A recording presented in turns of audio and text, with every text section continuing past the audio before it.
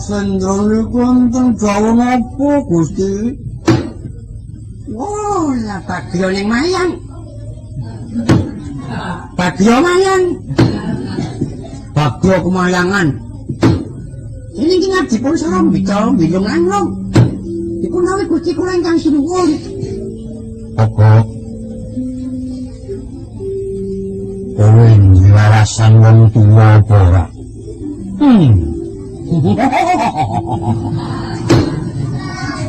Wong kok apa? Aku ana karo tuwa. Kula sing setengah tuwa. Sing tak karepe dudu tuwa umure nanging tuwa panemune. Ngopo ngono? Awun. Wale apa jagat iki ora ana wong sangsara kejaba aku togo. Napa-napa duwe lu sangsara?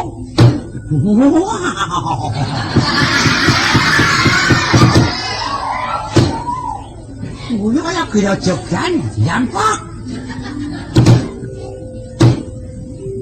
Nang mudeng dinapa aku ana deng dutus napa lho? Sinuwun kok lajeng ndawaken bilih jagat waning wong sangsara kejaba aku. Ana menapa mung semanding wonten sangsara napa?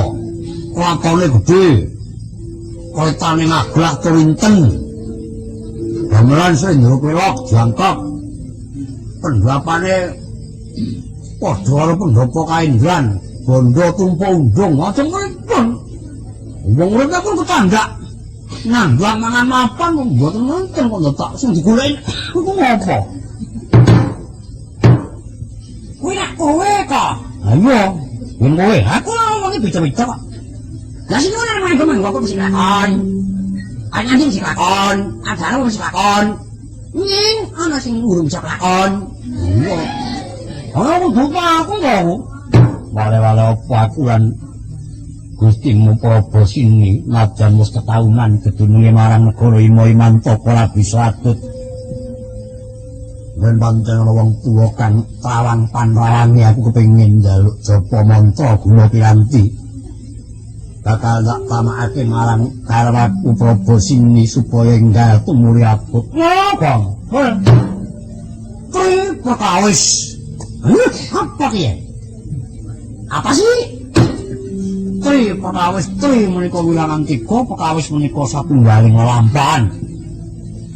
Amrut wanita menika tigang perkawis yen ora bondo ya rupa, yen ora rupa ya budaya.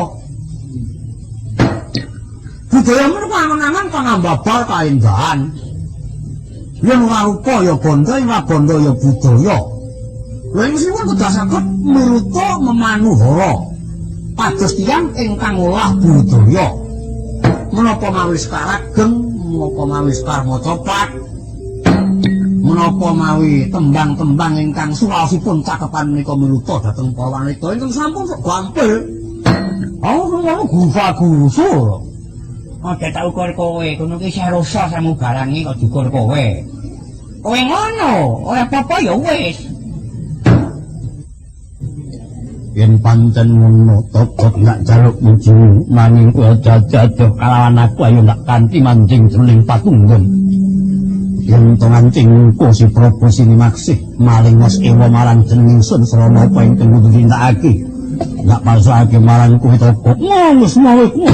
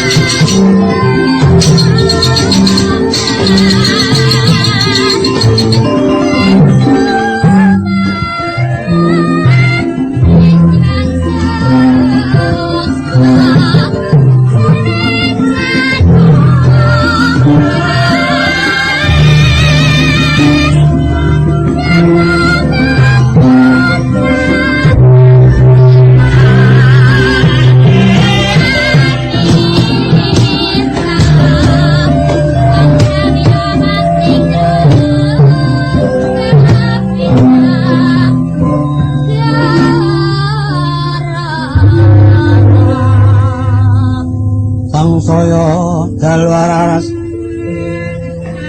abyor kang lintang kumedhap